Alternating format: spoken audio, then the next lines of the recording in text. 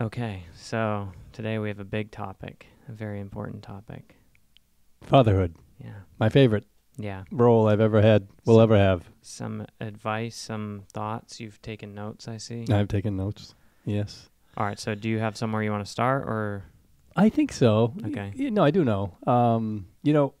You mentioned where do we start? Well, where does fatherhood start?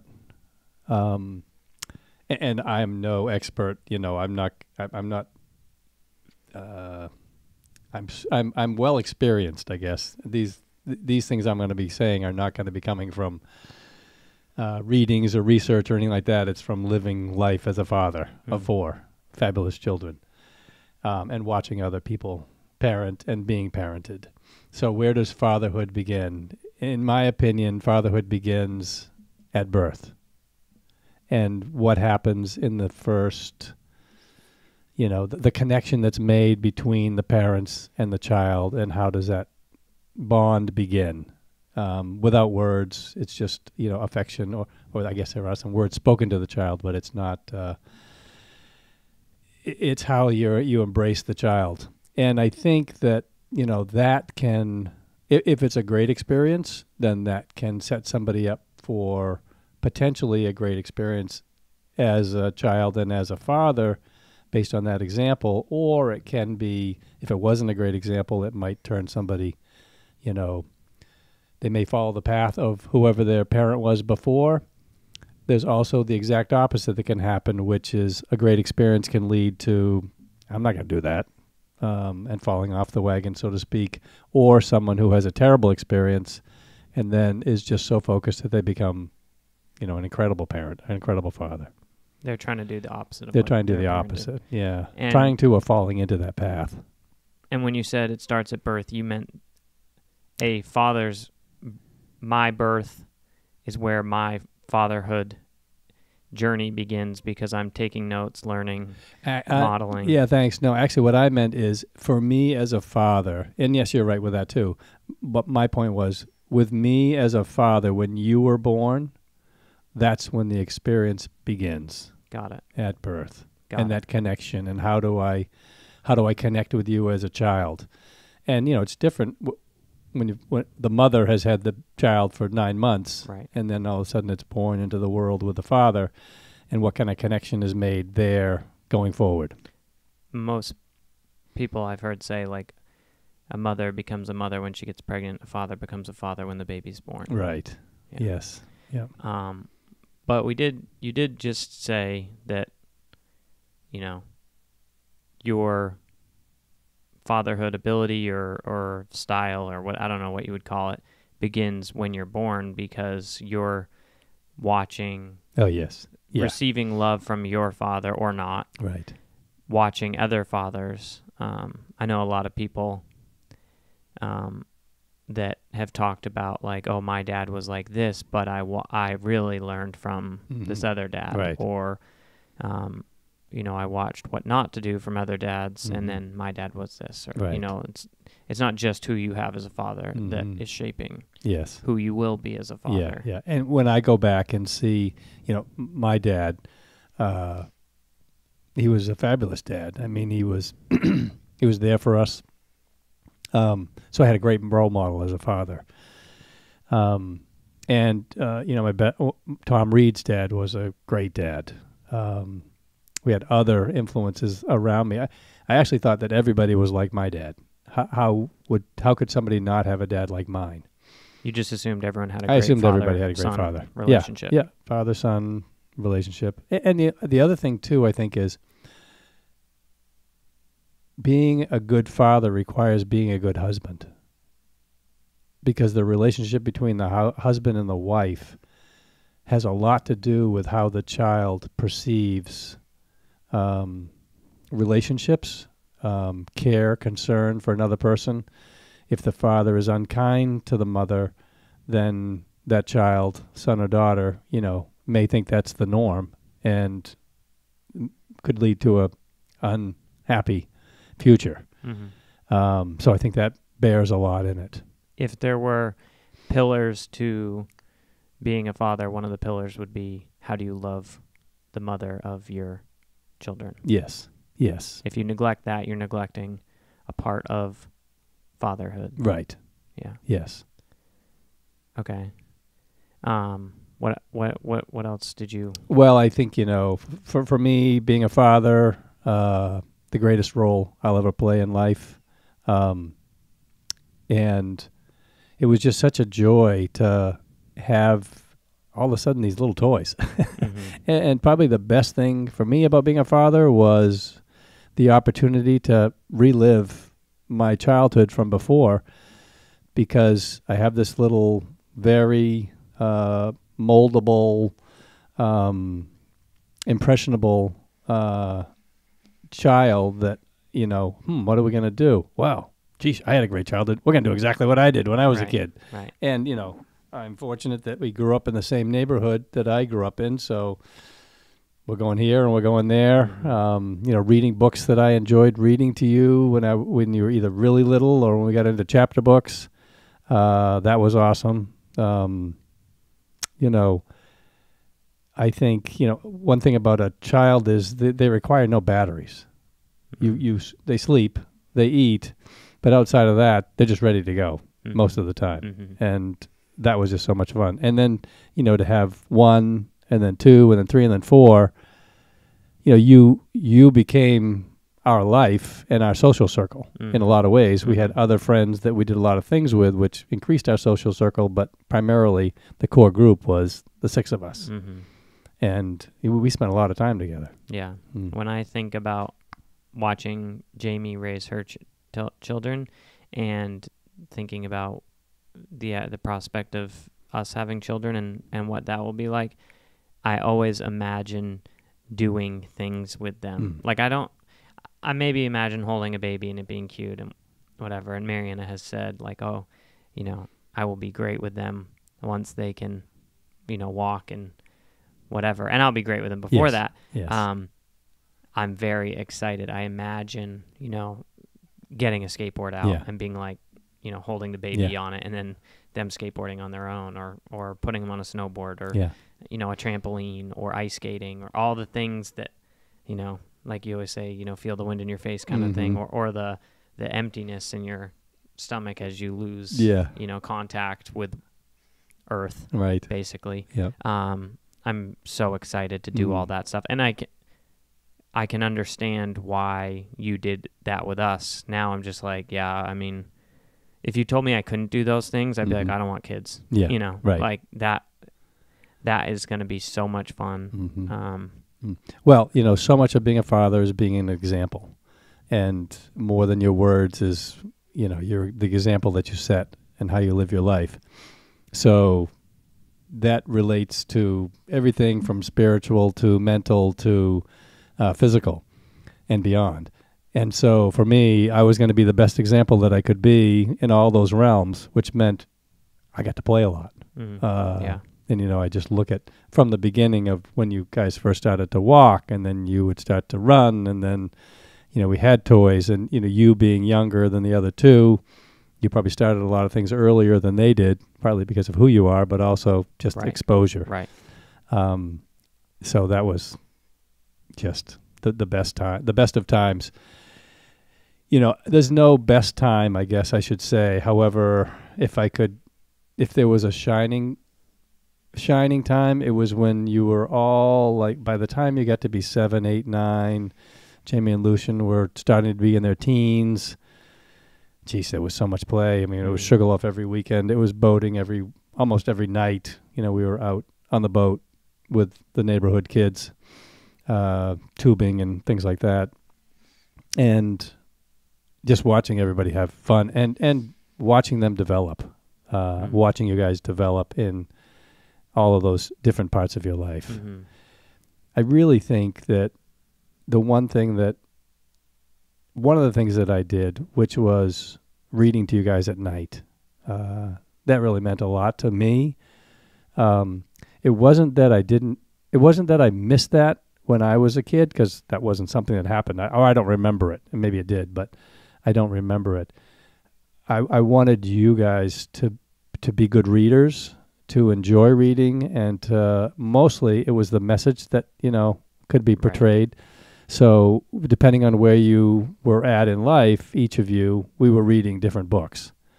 And we read a lot of biographies, in the beginning, or when the time was appropriate, key people in life, Abraham Lincoln, George Washington, Benjamin Franklin. Mm-hmm. We had a series of biography books that were just great examples of how famous people lived their lives. Mm-hmm. And then, it was so much fun to sort of progress into chapter books. And, again, started out with the books that I really enjoyed reading when I was, at that adolescent or young adolescent age. The Other Side of the Mountain, Mm-hmm. Hatchet. Yeah. Those two I had read before. Where the Red Fern Grows. I remember. Did I read that to you? I'm sure. I know I read it to Jamie and Yeah. Lucian, and it was a little intense. I think we had to read it in school. Yeah, you probably had to read it So at school too. I have a lot of those books. I mean, the only ones I don't have blurred are the Chronicles of Narnia. Like that was like the most memorable, having you read those to us and fall asleep while you were reading.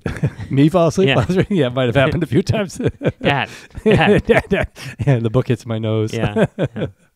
Which, I mean, imagining being at the end of my day now and like and adding kids to that, so I can't even imagine what that would be like, where my energy level would be, and then being like, okay, yeah, pick up a book and read, which if I listen or read anything at the end of the day, I'm falling asleep. Yeah, that's exactly right. Yeah, that's a hereditary trait, I believe. Yeah. Yeah. And, part of the reading to you guys, so I would work all day and I'd get home for dinner and we'd eat dinner. And then that was Mom's chance to basically check out, go into a room. After dinner. After dinner, yes. Yeah. So then it was my time. Clean up from dinner, get you guys upstairs, in bed, and then read to... I read to you in pairs a fair amount. Yeah. Some singly, but a lot of pairs. I don't ever remember it being single. Yeah, really. Yeah, yeah. Probably I mean, that was just Lucian in the beginning. Yeah. That's why, and then it changed to he and Jamie. Yes, yeah, that's right. And did I read 2 books, one for each of you? I don't. When we got to chapter books, it was just one. But I think in the beginning it Right. might have been one for one and Right. one for the other. I can remember the first time I tried to skip some pages in a book that we'd read 100 times. And I don't know which one of you it was. Probably all of you would be like, Dad, you missed some pages. Yeah. I have to realize, okay, cannot do that. Yeah, that's funny. Mm-hmm. You talked about like modeling behavior. I was listening to someone the other day. I can't remember. It was very recently, in the last like 48 hours, who was talking about when they had kids, they realized how important it was to model good behavior. Mm-hmm. And one of those was like work ethic and like your habits around work. It's so easy to be distracted. For me, the temptation to do that is, it's like, oh, whatever. It doesn't make, as long as I get it done, it doesn't matter. But now I'm thinking, okay, so someday I'm going to be a parent and I'm going to model. They're going to watch me work and they're going to see, oh, wow, he's like, does super distracted or like works sporadically or whatever. It's like, okay, no, I'm going to set it up. I want to set it up so that I'm not working here and I'm working here, and the two are hardly blended at all. And considering that more now as, okay, that's a habit I want, or a behavior I want to model. It's a habit I need to build now. Yes. I've had my whole life to do it. I've done it to some extent. I need to get it a little bit further or where I want it to be, so that when I do have kids, it's like, and that was something that we saw from you and Mom growing up, was like work ethic. I mean, Mom, I don't ever remember her, being like, take care of yourself, whatever, like shirking responsibility, taking care of us at home. I mean, she even had other kids that she was taking care of at some points, which I don't really remember, but I know was happening. Yes. So it was influencing me at a young age. And then I remember, especially early on, you would get home early in the summer so we could be on the boat. And then when later on, when we were at CVA in Sugarloaf, you would wake up super early, drive, which we've talked about before, drive to Portland from Sugarloaf, work, get home for dinner. So your day was the same amount of work day. You just spent 4 hours in the car and left really early. And that was really before sort of commuting. I did work as much as I could in the car during those hours, and today I'd probably even be more effective at doing that. Well, you just work from home. Yeah, right. I mean, yeah. now you'd go to the office 2 days a week. Right. And work from home exactly. 3. Yeah. And so back to what you were talking about with you've had your whole life to prepare, and then when you become a parent, it's like a line in the sand almost that you step over or crawl over or jump over, however you want to look at it. Get dragged over. That could happen too. Because, I mean, to me, there's no greater priority or introduction of this being that, all of a sudden, it's like clay, and you're going to mold this. And how you behave, how you act, they're going to watch everything that you do, from their little baby eyes to, when they're first walking or first sitting up, or, the first time they go to school. They're going to be watching you the whole time as to how you behave. And it's a great gift. It shouldn't be a burden. It should be a great gift. And I think I talked about it in a previous podcast. When you guys were young, I became a better person. Yeah. I really was introspective on, okay, what am I doing? What am I standing for? How do I behave? How do I act? What am I modeling? What am I listening to? What am I watching? I mean, everything was under this fine microscope, and I loved it because it really put things in perspective. Right. It was just a great time, and it continues today. That hasn't changed. And even more so now with the grandchildren, the time that I have with them is a little bit more limited. However, when I'm with them, I want them to see what they can. Yeah. What were some things that you, looking back on your parenting, that you wish you'd done differently? And not so much like, regrets as in we should have gone here instead of there, but like really deep, like I wish I cared more about this or less about that. Or that's a good question. I think the one thing that I struggle with to some extent is, corporal punishment, and I don't know how I would deal with that today. I know we used it. We would spank you guys, right? Not many times. No. Didn't take a lot. Yeah, but in my mind, it was too many times, and there were times when it went from, well, I guess here's the thing. It went from, the few times that it went from me dealing punishment to me relieving my frustration on the child. That's not the right place to be. Right. I read a book, because I was really struggling. I read a lot of books back then. I continue to, but these were about parenting. Yeah. And I read one called Dare to Discipline. That's by Dr. James Dobson, who founded the Focus on the Family. Got it. Out in Colorado. And they were a real source for me on parenting. I really liked the messages that they gave. We used to listen to things from Focus on the Family. Right. We get books from them, things like that. And he wrote a book called Dare to Discipline. And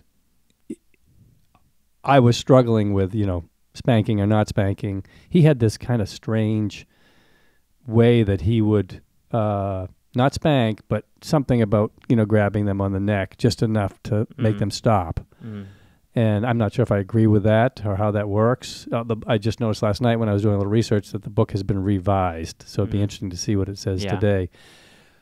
But at some point in time, your child requires discipline. And they want it. They look for it. They want to know what the boundaries are. When they push, it's because they're pushing the boundaries. And how do you give them, a safety net? Because that's what they're looking for. Right. How do I know how far I can push? Right. And when I know what it is and I push, the later in life, actually, it's a temper tantrum when they're a little kid. Right. It's a different style temper tantrum when they're teenagers. Right. Both are painful. Attitude, yeah. I think they call it now gentle parenting, where people, don't do that. And there's like being in the like social world of like starting to learn about parenting or whatever. It's like a huge debate. Oh yeah. Like always will be. And yeah, it will be until they make it illegal to even touch your kids or whatever. But that is, such a intense topic, and you really can't. We couldn't get to the bottom of that if we tried. I would say that there's child abuse, and some people would say spanking your kids is child abuse, and that's fine to have that opinion. Right. But if you assume that it's not, there's spanking your kids or disciplining your kids physically, and then there's child abuse, and that was never something that, I never felt like I got a whooping because you guys were angry and had a hard day at work and whatever. You kind of mentioned that, like taking out your frustration on your kids. And I don't remember getting spanked ever. I don't have any recollection of it. I remember knowing that the possibility was there, which meant that you did it at some point. Because if you just threatened it, I would have found out eventually that it either wasn't real or was real. And I remember you guys used to count to 3. I was just going to say that. Yeah. The count. So where the counting to 3 came from is your mom's sister would count with your cousins up to 10. Yeah. So we would watch them misbehave for 8 extra seconds. And then they, at the end, okay, I got to stop. So we're like, that's 3. Yeah. Max 3. Yeah. And usually, you guys would learn. It was amazing how much you could get away with in 2 seconds. But I remember hearing, at 2, you were like, drop whatever you're holding, run, hide, whatever. But it was like, it was good because you knew, like, I have done something that I'm not going to want, that is not worth continuing to do. And, we may parent our kids differently or whatever. I don't know. You don't know. But if someone's, I've talked to a few people recently that are parents that, spank their kids. And I actually watched one guy talk to me about it in front of his son. About spanking? Yeah. Yeah. And his son was probably like 10. And he was like, yeah, like this one, you can just say stop and he'll stop. But this one, like he'll keep going, and I've heard of stories of other kids that will like, laugh while you're spanking them at which point you may need to try a different tactic. Yes. And I'm not suggesting anyone spank their kids. Right. That being said, it's interesting to learn about, the different perspectives and really to me, you have to have a system. Your system can't be child abuse. Right. And your system can't be, we let the kids do whatever they want, whenever they want, forever and always. Right. And I think that, like you said, kids are looking for that. I think if you think about it, like sociologically or like what's actually happening is there's like a pack mentality in a family, like a wolf pack or whatever, and everyone has their place. And just like animals, if I try and step up to the alpha wolf and say like, I'm alpha now, maybe let me pretend for a minute, but if I start doing alpha wolf things without alpha wolf privilege and having earned that privilege, I'm going to get put back down pretty quickly. And you can watch it happen with adults at work. You can watch it happen with teenagers on the bus. You can, you can, if you pay attention, you can see this stuff happen. Yeah. And men will put other men down and women will put other women down in ways that sometimes are terrible, but also in other ways where it really establishes order and we can move forward as a society better because we have some hierarchy based on competence or experience or whatever it is. And in the family, 2 people are calling the shots, mom and dad. And some things maybe mom is, in charge on, and some things dad is in charge on, and those are different couple to couple. And then, the kids within that. I remember if Jamie or Lucian told me to do something, I remember a few times where, like, I would always make trouble, but at the end of the day, I knew, like, who to listen to. I didn't have to, like, ask you, like, so who's in charge? Yeah. Kids don't have to ask. They know. Right. So it's pretty cool, actually, that we have that without even needing to be explained. Like, okay, so, dad's in charge here, mom's in charge here. Your older sisters are in charge of you, I mean, we maybe remind, like, you go away and you're like, listen to your sister, but you're not saying that so that I know, okay, she's in charge. It's like, don't mess up, listen to her, or you're going to be in for it or whatever. Well, it's interesting you say that, because this friend that you were talking to, and he was talking about his two kids, and one will react to this and one to that. So we start out with Lucian, and what is it? They're 15 months apart, and so Jamie comes along, and we're parenting them, and then you come along, and then Juliet. So the parenting model, system, whatever that was established was for Lucian and Jamie. And I distinctly remember a specific day when I realized with you, because there was an incident, and I could see it just as clear as day. And I said to myself, "Oh shoot, they're not all the same. Yeah, I can't do this. We got a bad I one can't package this." No, but you and Juliet were both different. Yeah.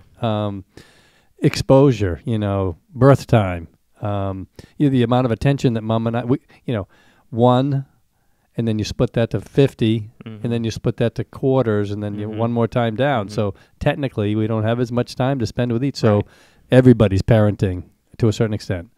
So that was a real eye-opening experience for me. You cannot, and you shouldn't, be able to parent each the same. Right. Yeah. And there's no way to avoid that you're treating a 7-year-old and a 5-year-old, or a 7-year-old and a 6-year-old like they're 7 and 6, and you're treating a 3-year-old like he's 3, and he sees the difference. Yeah.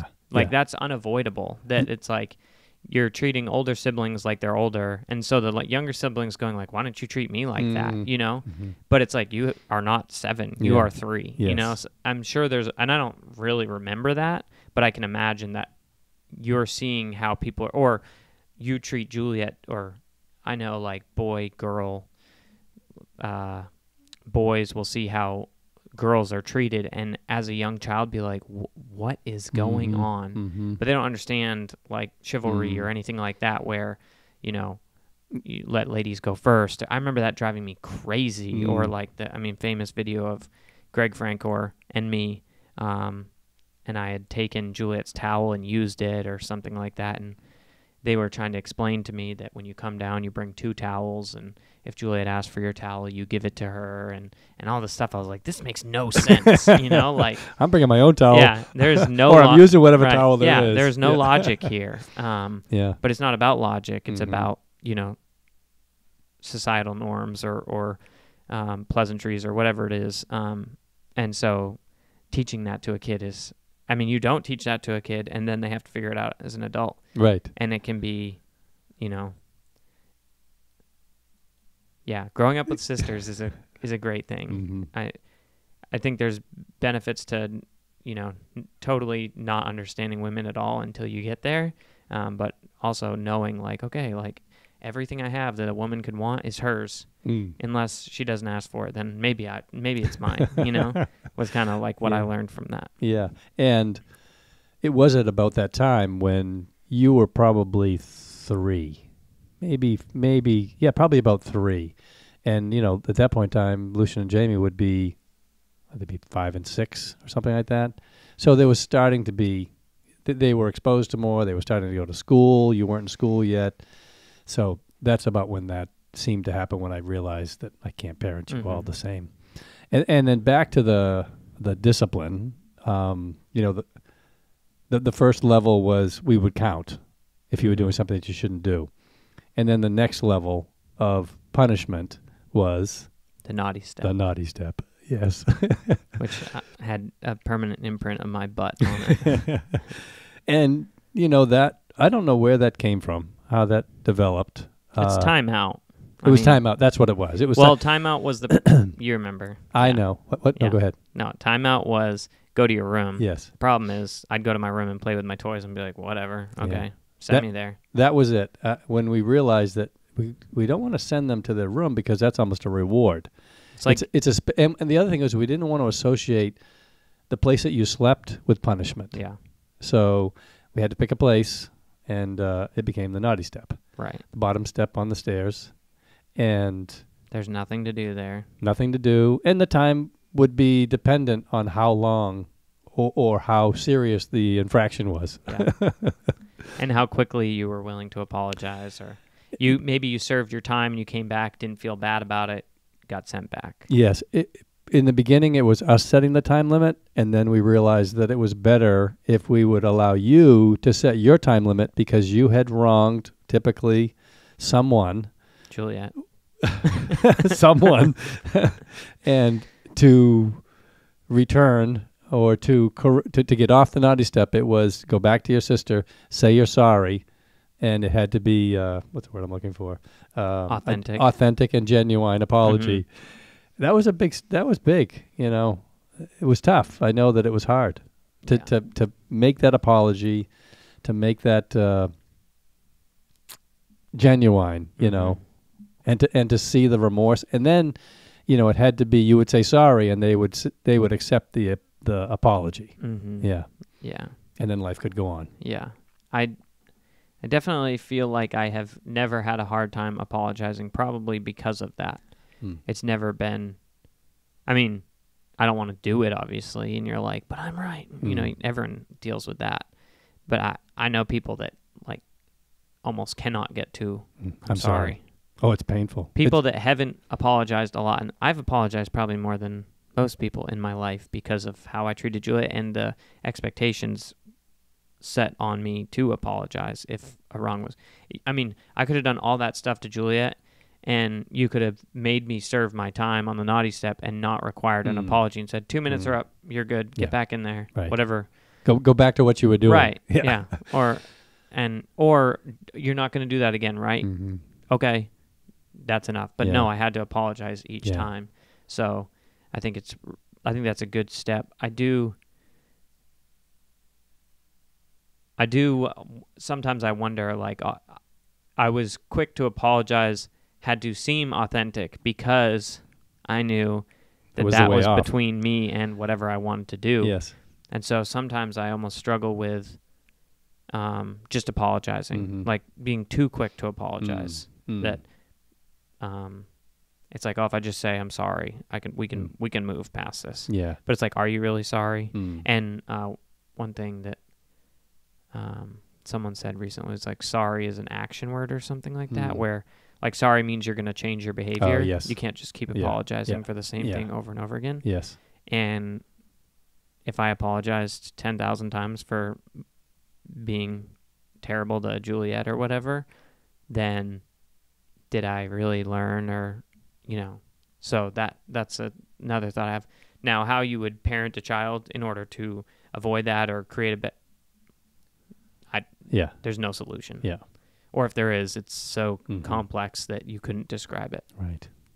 So that's just something that I've experienced because of that. That doesn't mean it's definitely better than the alternative, which would be either no punishment or punishment, but you don't have to apologize. Right. I totally think you should teach kids to apologize. Yeah. And looking for authenticity in it. If I was just like, sorry, Juliet, meh. I was not getting off with that. Basically seeking forgiveness. Right. Yeah. Right. Not just an apology. Right. Yeah. Yeah. And, and sometimes, who's really wrong, it's okay to say you're sorry in that situation. Right. Even if you're convinced you're not wrong. That's how I approach it anyways. I'm willing to say I'm sorry because the other person feels they're wronged. Right. Well, you're not apologizing for what you did being wrong. You're apologizing that what you did hurt someone. Yes. Doesn't have to be, I'm sorry because I committed this terrible wrong. It's I'm sorry that whatever I did, good or bad, and you definitely shouldn't say even though it was good, what I did hurt you, because I don't want to hurt you. Yes. So we've talked a lot about the stick. What about the carrot? The carrot and the stick. Yeah, let me just a little bit more on the stick. So the naughty step. Back to the stick. The stick and the naughty step. So there would be, go to the naughty step. And, there was never a time that I remember having to drag any of you to the naughty step. You would go, you would sit there, and then there would be a conversation at the naughty step. Why did you do this? And not a clinical conversation, but, why did you do this? Do you know why you did it wrong?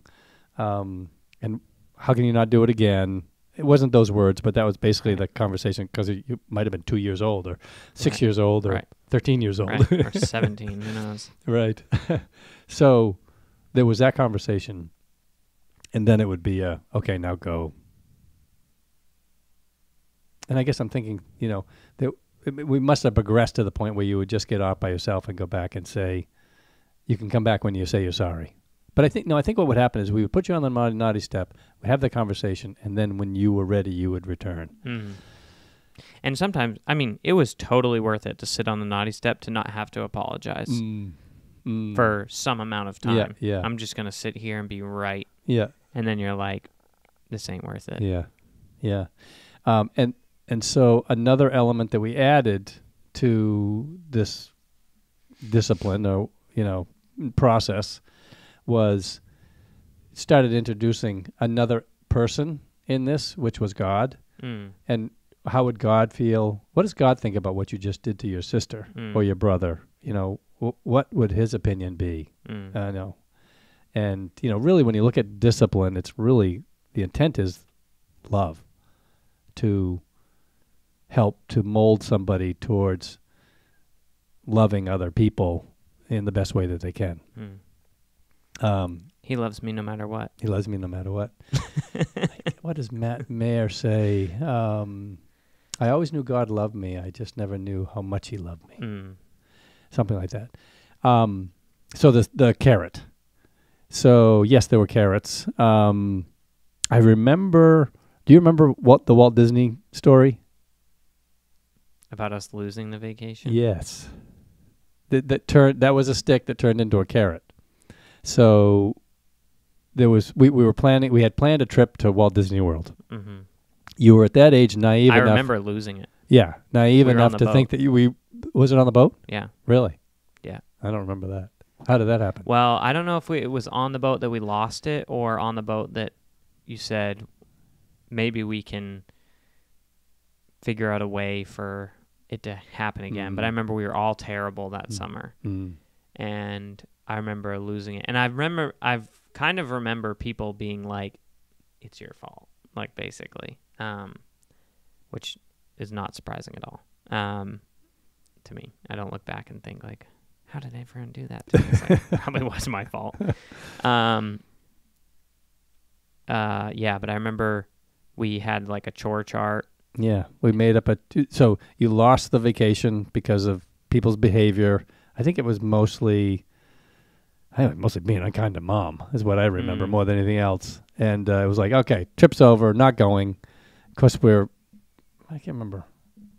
We were pretty poor then, so we barely had money to pay for the trip. We'd already paid for it, so there was no way we weren't going to go. So it's like, how do we make this happen so that it's legitimate? Do you remember if that was premeditated? Like, if they treat you wrong again, I'm going to take this away? Or was it spur of the moment?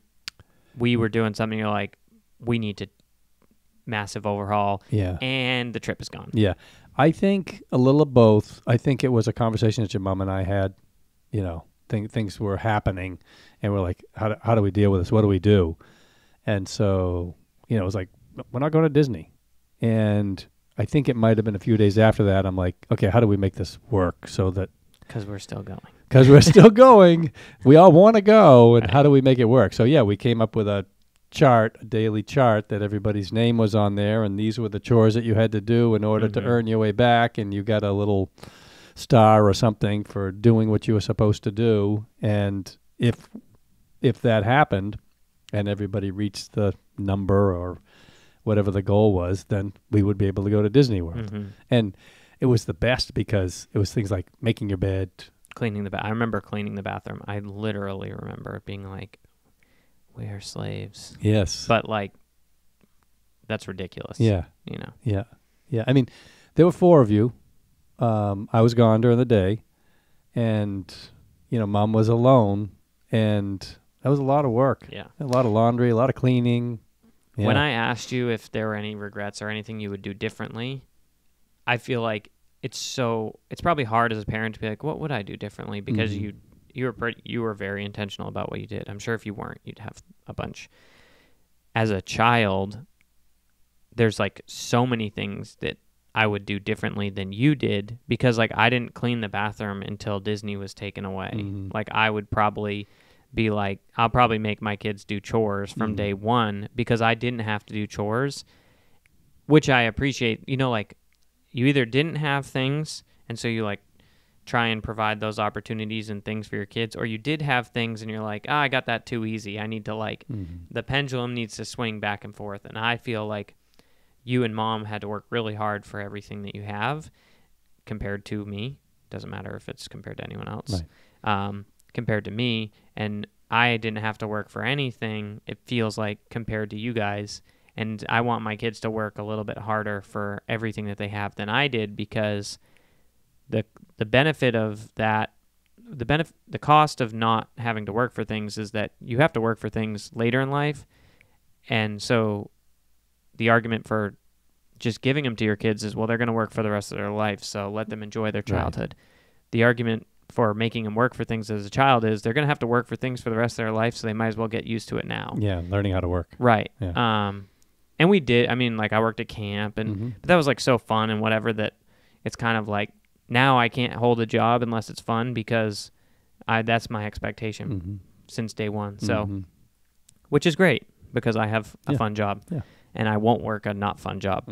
So, and I think that the Disney trip came at a time when we were bringing in chores.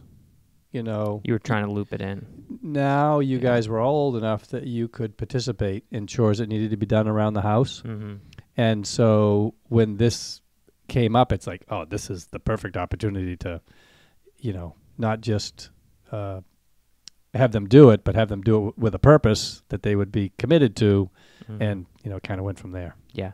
So you thought, because I don't remember doing chores after we went to Disney. Maybe you asked me to do something, and that's the thing, is you can always like, not like an idle threat, but like a more casual, like, you need to do this or whatever, like clean up your room or, So I remember like doing chores for Disney, and then like maybe we had the chore chart after that too. I think we did. But I don't think there was the carrot. It wasn't long term after that. Yeah. No. I don't. So to me, that's like, and that was okay because you guys didn't have to do all the things that we had on there. Right. If you could just take away 2 or 3 other things, Right. And you remember when we used to have cleaning parties. Do you remember cleaning parties? Not really. Oh, really? Wow. Yeah, I mean, every once in a while it'd be like, okay, it's been a week or whatever, and we're going to have a cleaning party. And I don't know if you remember when Javier was there, our exchange student from Spain. But I'm going to go tidy my room. I go tidy my room. Yeah. Actually, I thought he would do that. That's not when he would do that. You're right. Go ahead. No, I remember when he wanted to like not do something. Yeah, he would go tidy his room. Or if there was a conversation around the table that he didn't want to be participating in. A heated one. He would say, I think maybe I'll go tidy my room. Well, Javier was with us when I was like 6. And that was like peak me to me. I don't know, like me, 5, maybe it's because it's the first I remember. Maybe anyone from 5 to 7 is like, that's when they feel like they were like peak themselves. Yeah. But I was really hanging out with him because of snowboarding and skateboarding and all that stuff. I would say more so than other siblings. I don't Yes. know if that's the case, but that's how I felt. And I cannot imagine being him around me from 5 to 6 because as much as I was peak in good ways like that, I was also peak in terrible ways because I was really trying to figure out. But I think that was perfect because he was not family. He was in our household, so he could dismiss you Right. in a, or encourage you or whatever in a much easier way than Right. one of your siblings, Yeah. because one of your siblings, you know, Right. has There was baggage. and constant. It's for a lifetime, and Javier Right. was for a short period of time, Right. year, Right. Yeah. or school year. Yeah, at he that was time. really a positive influence. On Yes. Yeah, and I think our whole family really. Yeah. I mean, it was a great time to have an exchange student come into our house. me. Yeah. And how old was he? Like He was 14? 15. He turned 15? 16 when I he mean, was he with seemed us. like 25 to me. Yeah. Like Yeah. he was like a full-fledged adult Yeah. to me. Yeah. Which, I mean, he kind of is 15 going to live in another country. Yeah. That's like him becoming an adult. Right. And he used to hang out with all the kids that I grew up skateboarding around who were, 12 to, well, they were probably 6 to 8 years older than me. Right. And I just remember like wanting to be around those kids all the time. But was he there when we had the skate, the ramp, The half pipe? half pipe? No. No. Because we would go to we skateboarded to the Lazanics house from our house. Really? Oh my gosh, I thought I was going to die. I think we got a ride home. Yeah. Yeah. I They skateboarded had to a school one time. They had a quarter pipe there. Yeah. And so Okay. we didn't have. Yeah. I don't know where else they skateboarded. I don't remember. Because I would just skateboard on the brick On patio. the brick patio, I didn't need yeah. anything. Yeah. I needed like Yeah. somewhere to roll. And then we got the Well, half pipe. Yeah, and we also had we would go skateboard in the road, which seems crazy to me now. Yeah. We'd set up a ramp Yes. and then move it when cars came, Yeah, which yeah. that road is too busy Too now busy to do. now. Yeah. But I can't believe that it was ever not that busy so that we could do that. Yeah. Yeah, I know. That I can't boggles think of my it. mind. Yeah. And that's where I used to skate between the center lines. That's Yeah. where I was. Yeah. Yeah. When I was a kid. Okay, so to the carrot. Yeah, so other carrots were reading. I don't know if you remember, but we used to pay you, Reward us. reward you for reading certain books. Mm-hmm. Actually, I think if you read a book, you got something. And I learned later in life that I think my incentive was $5 a book. I think Mom's for certain books was a lot more, especially the older you got. Oh yeah, like education books. Yes. That would. Yeah, life enhancing books. Mhm. Yeah. Versus you're just reading to read. Chicken soup for the soul. If you read this, I think Mom paid you a lot more than $5. Right, right. I remember letting me know that at one point in time. Got it. Yeah. I don't think I ever got paid for a book like that. Well, you would have, I don't know if it was money or if it was an account. I know who would remember. That would be Jamie. She would certainly remember Well, that. Jamie was probably the person that responded best to Yes. things like that. Yes. I remember Jamie reading Chicken Soup for the Teenage Soul. I remember coming up to the top of the stairs in the house across the street and repeatedly telling Jamie, you've got to turn the light off. You've got to go to bed, because she would just read and read and read and read and Yeah. read. She and her friend Abby were Yeah. I avid remember readers. sitting at the dinner table at the Miller's house, and Abby would be reading under the table, Really? sneaking. And it was like to me, it was like some Anne of Green Gables or Little Women or something like a novel. She just it was like having an iPad now. Right. Right. Now a kid would just be like playing on their iPad under the table. Whereas, back then it was a book, Yeah. which I've heard, looking at like old things, movies and whatnot, that people used to think about books the way that we think about an iPad. Oh, You're just living in a fantasy land. Yeah. Yeah. Nowadays we're A Wrinkle in Time. pick up a fantasy book. Yeah. Please read a book. Right. But yeah. it's pretty funny to think about that. So another thing, kind of jumping back to the role models and what I learned from watching my father. So he worked during the day. So that was a model that I was used to. Actually, he used to come home for lunch every day. Really? Yeah, every day he came home for lunch. There were days West when he Bath? would have a meeting or something, but from West Bath. Yeah. Wow. And I used to do that when I was working at West Bath. I would come home every day. That's like 15-minute drive. Yep. Yeah. 30 minutes round Half an hour trip. for lunch. After you get 15 minutes to get there and back. Half an hour for lunch. And half an hour for lunch. Yeah. When he got home from work at the end of the day, the first thing he would do after he said hello to everybody or whoever was around, he would go upstairs and change his clothes. Out of his work clothes into something else. And it was, I never realized it, and I don't know how intentional it was for him, but probably it was. It was his transition out of work into home. And I always thought that was great. And, you know, a lot of times, especially in the summertime, it would be I'd get home from work, throw on a pair of shorts and a T-shirt, and, you know, we'd be on the water. Right. But I think that's a good way to transition from one to the other. Even if, you know, in today's world where you work from home, you know, how do you do one to the other? Yeah. Yeah. For me, it's like closing my laptop. The issue is, and putting it up for the night. The issue is your phone. Yeah. You know, someone texts you. I'm just gonna. And you know, I fathered you through a time when we didn't have smartphones. We didn't have. Did I have a laptop? I don't think so. I remember when you got a Palm Pilot. Oh, a Palm Pilot. I was like, this thing is awesome. I don't know what you did on it. Yeah, I kept my calendar, had notes. That's just crazy to me. I remember using that thing like it was yesterday. There were some games on there, I think, maybe a game or two.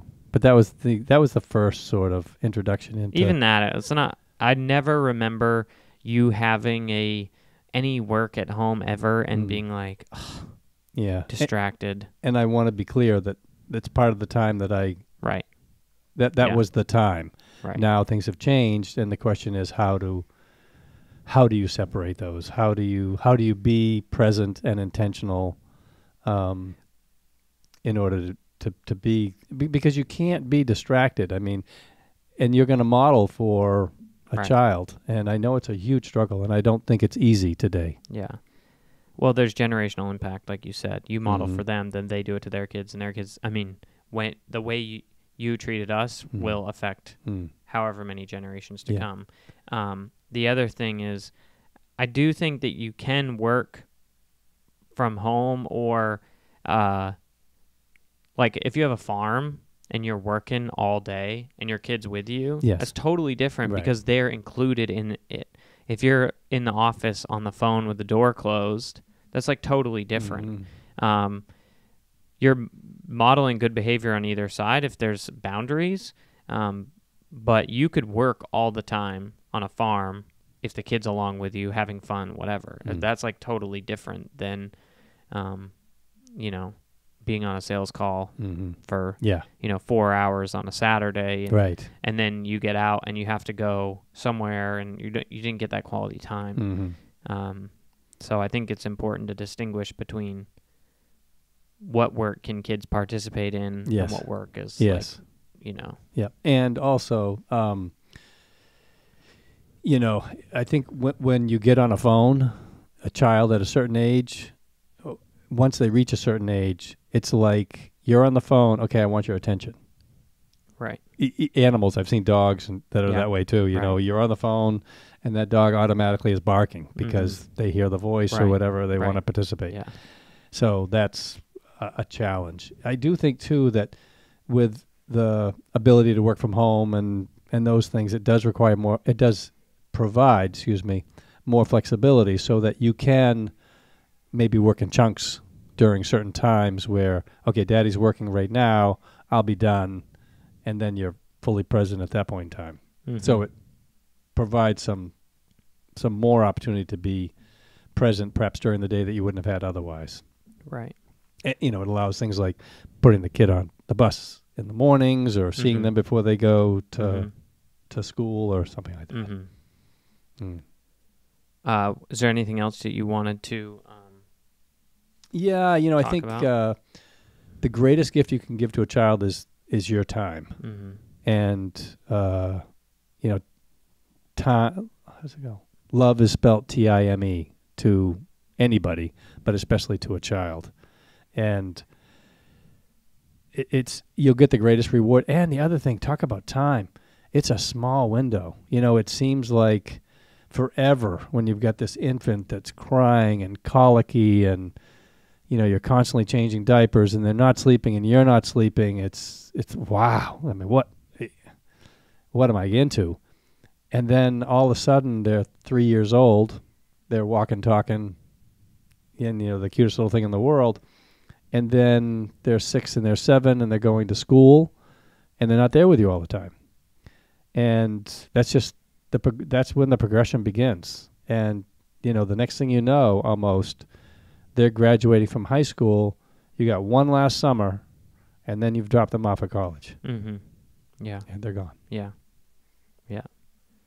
And then you have to be really cool because otherwise they move really far away. And even then, even if you're cool, that might happen. But Right. you don't want to be an annoying parent because your kids definitely won't want to live near you. Right. Yeah. And, shifting from parent to, well, I'm not going to say equal, but, there comes that time partner. when there's a partner. Yeah. Right. And it's a friendship and and you're still a parent. So it's a great thing though. I mean, but all stages, I wouldn't pick one as the best. I think they're all fabulous. Mm-hmm. All fabulous. Great. Yep. Anything else? Well, I think, I guess I would jump to, we had our own little family, which is its own little social microcosm. And, it was mom's influence, my influence, older brothers, younger sisters, whatever. And then it was introducing other people as, role models or somebody like we to be talked about with like Javier. we talked about with Javier. Yeah, exactly. Chop Point counselors. Chop Point counselors, Dave Wilkinson, Uncle Mike, Uncle Tom, people like that were sort of, we knew where they were at in their life and they would be positive influences and they would look at you as more than just a kid, someone that they could help mold and kind of foster what we were trying to accomplish at the same time. Right. Yeah. Because, I mean, and sometimes they talk about this with like a coach, like a sports coach or whatever. Like a parent will be like, if you just did this or do this or whatever. And the kids are like, oh, no, that's dumb. And then they'll come home and be like, yeah, coach said I should do this. And the parent's like, oh, cool. Yeah, for sure. Yeah.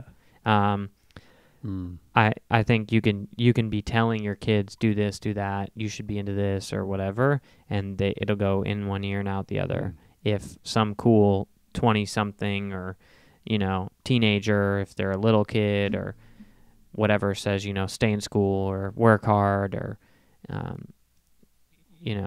don't even try and party because it's not worth it or whatever the good advice is, it just like sinks in and you're like, oh yeah, I could be different than everyone else because this cool guy, right, that's 10 years older than me told me. And I'm always doing that when I see kids in high school or college or just out of college now. The older I get, the, more people below me there are, but also then I start to like lose touch with, maybe like a 12-year-old or whatever. It's just like, who's this rando guy? But the people just behind me kind of being like, focus on X, Y, or Z because what you and your friends think is important right now is not important at all. And people are doing that to me, they're like, oh, you think like it matters, what car you drive or what job you have or whatever. It's like whatever you can do to leverage yourself so you have time with your wife and your kids is the only thing that matters. That's the only thing to optimize for. How much debt you have but your net worth is huge.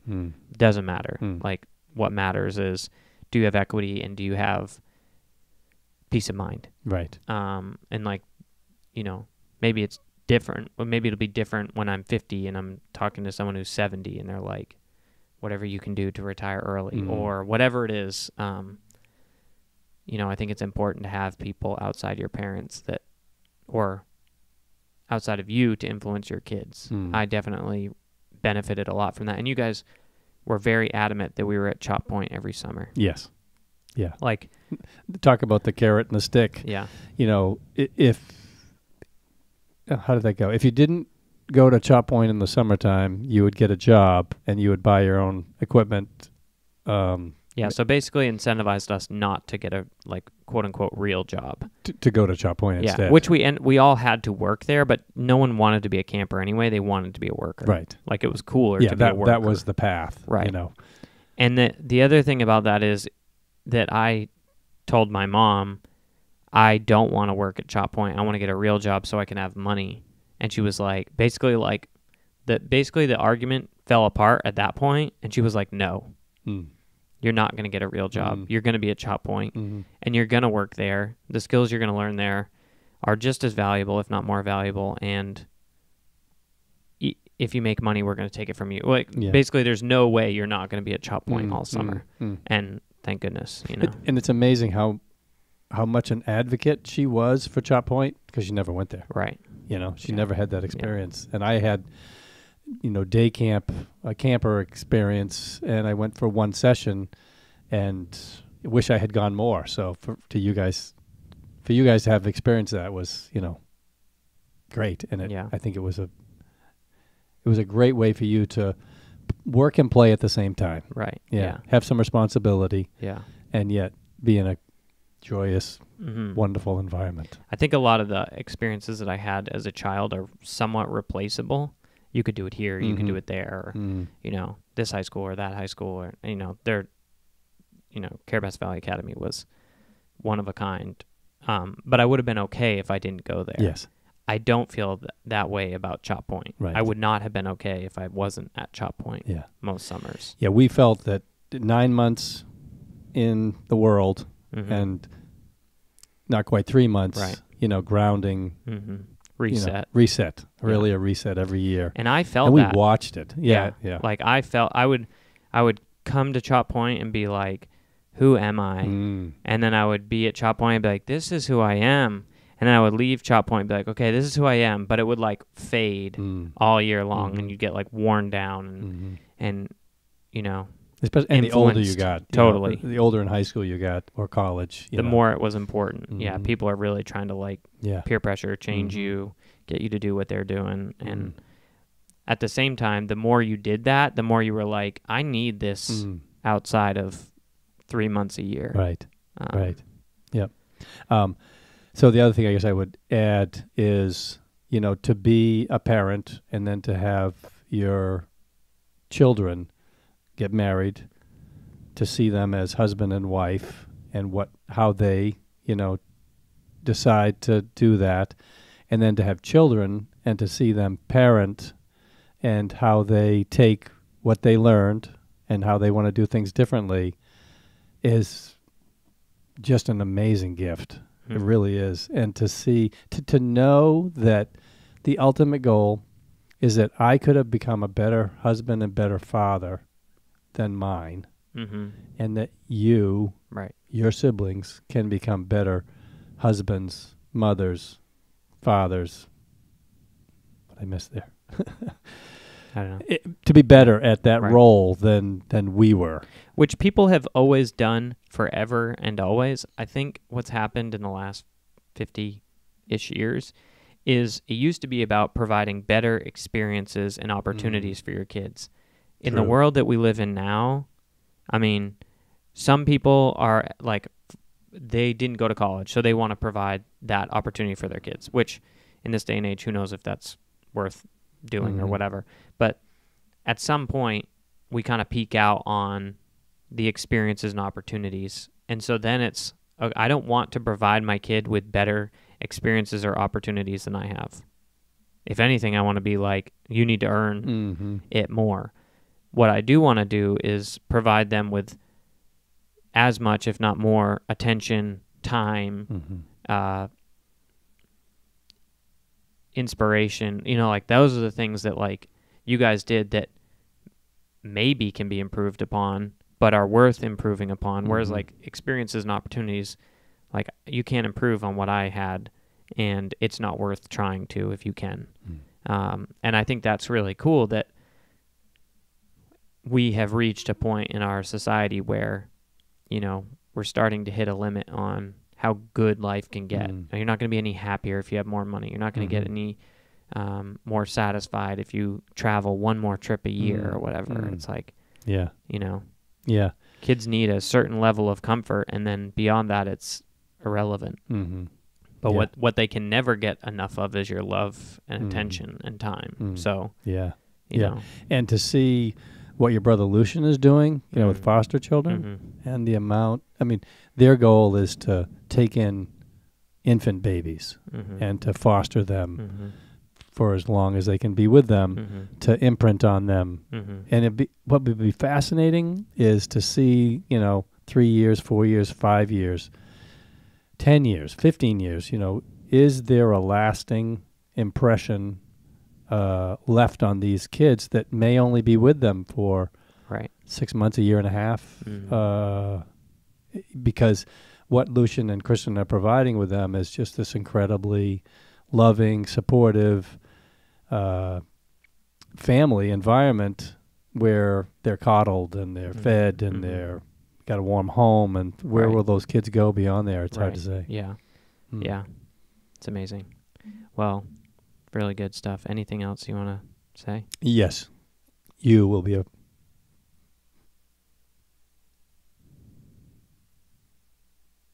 I know you have all the tools. You'll be an amazing father. Thanks, Dad. Love you. Love you too.